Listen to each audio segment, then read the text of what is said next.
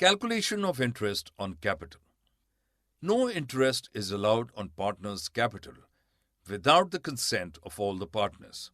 When it is mentioned in the partnership deed, then the interest on capital is credited to the partners on the rate on which all the partners are agreed and for the time the capital remained in the business in the accounting year.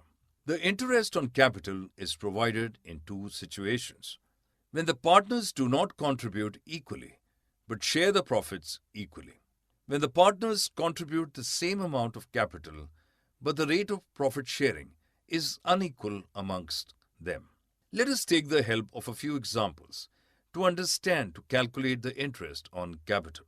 For example, Rohit, Rashmi and Rajan entered into a partnership, bringing in rupees 3 lakh, rupees 2 lakh and rupees 1 lakh into the business. They decided to share profits and losses equally and agreed that interest on capital will be provided to the partners at the rate 10% per annum. There was no addition or withdrawal of capital by any partner during the year, so their interest on capital will be calculated as 30,000 for Rohit, 20,000 for Rashmi, 10,000 for Rajan.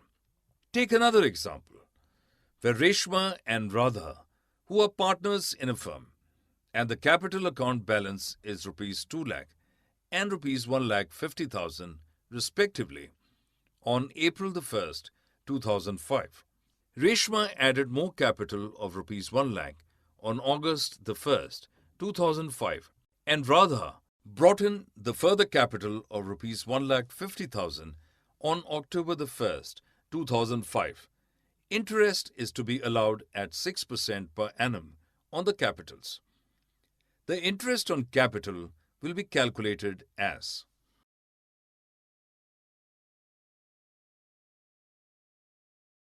For more such videos on all subjects, practice questions, and a lot more, download iPrep and learn unlimited.